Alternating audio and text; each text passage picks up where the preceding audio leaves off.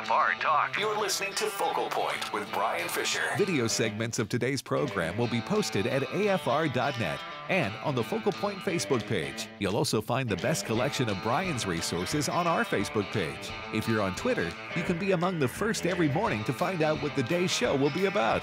Just follow Brian at Brian J. Fisher.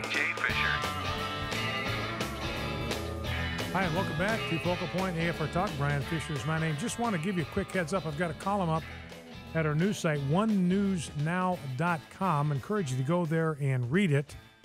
It's a story out of Denmark where the parliament in Denmark has just passed a new law that requires every single church in Denmark to perform same-sex weddings. No options, no exceptions, no choice, no outs. If you got a church, you have to host same-sex weddings. Now, they still will allow an individual priest to opt out of performing a wedding, but his bishop has to find somebody to take his place so that the ceremony can be held in that church. So individual priests now have no ability, no capacity to protect the spiritual integrity of their own sanctuaries. And you know, I think that's coming to America. It's not going to be long before the same thing is going to happen here because the mentality on the part of the world is going to be, look, to believe there's anything wrong with homosexuality is a hate crime. It's a thought crime. It's intolerance.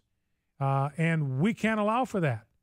So we can't allow Christians to be homophobic. If we don't allow anybody else to be homophobic bigots, why are we letting pastors and churches be homophobic bigots? They have to play by the same rules that everybody else has to play by, so it won't be long before they will be compelled to host. Every church will be compelled to host same-sex ceremonies. Every pastor in time will be compelled to perform them under penalty of law.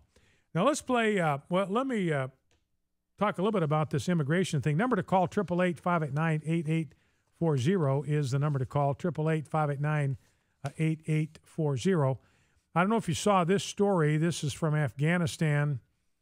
We had a friendly fire strike that killed 5 American soldiers yesterday in Afghanistan. 5 of our soldiers, prime of life, taken out by friendly fire. Now, that's just a mistake and all that. It's a terrible, tragic mistake. But it raises the question in my mind, why are we even there? Why are we there? Why are we risking the lives of our brightest and strongest and most valorous warriors in Afghanistan? What is their purpose there? What are we accomplishing? Why are they there?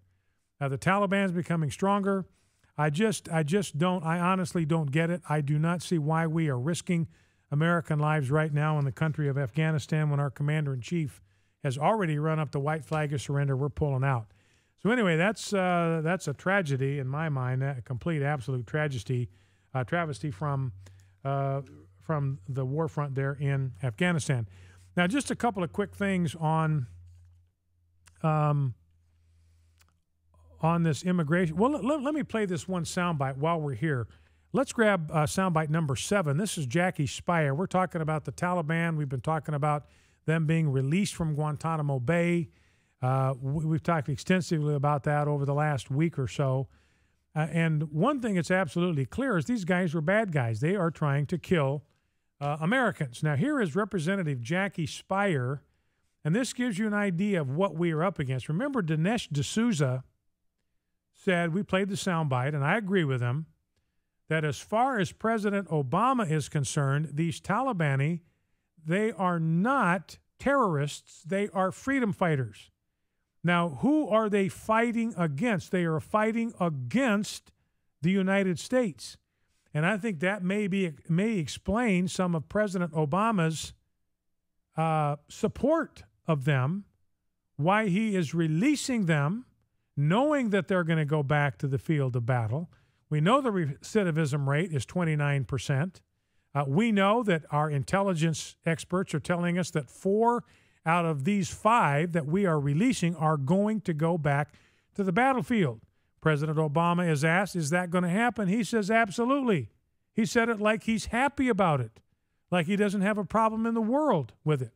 Well, and it may be because the purpose of the Taliban is to defeat America. And he believes that America needs to be punished. that we are incurably racist to the core, where we have a slaveholder mentality, and we have to be disciplined. We have to be brought down. We have to be punished. And I believe he sees himself as the man to do it. And since that's the same objective as the Taliban has, that's why he really doesn't have a problem releasing them back to the field of battle. Number to call, by the way, is 888-589-8840, 888-589-8840. Weigh in on the election results in Virginia. Weigh in on what's going on with this immigration catastrophe. I'm going to talk a little bit more about that in just a second. But here's a Democrat representative, Jackie Speier from California, talking about the description of these Taliban guys as terrorists. Let me underscore the term terrorist. The Taliban is part of the fabric of Afghanistan. They were part of the leadership of that country before we engaged there.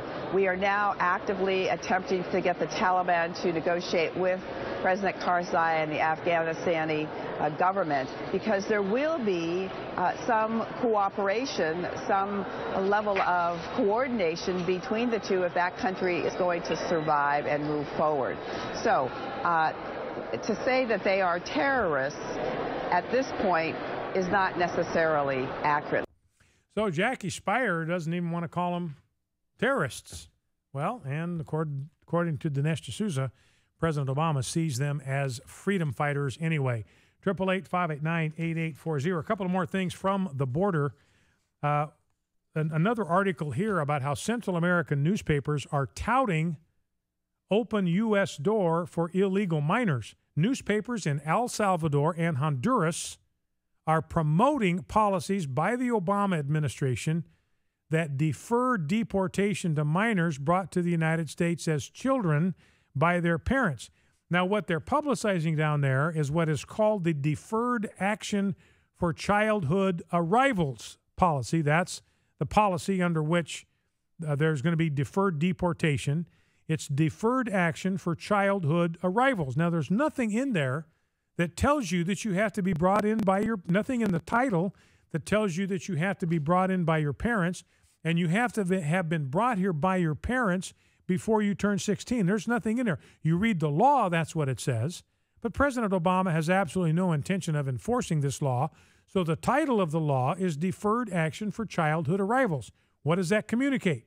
If you arrive here as a child, you will not be deported. You'll be eligible for deferred action. So that's why they are streaming across the border.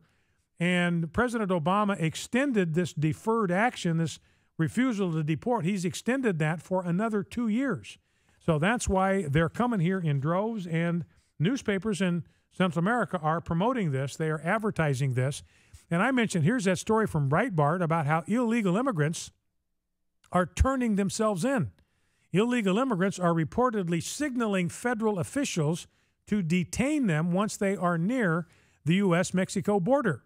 According to the L.A. Times, Jocelyn Ramos, an illegal immigrant from Guatemala who was with 20 other families with children, actually had looked forward to being caught, telling the outlet that at one point even waving down federal helicopters because of the welcoming treatment they had assumed they would receive.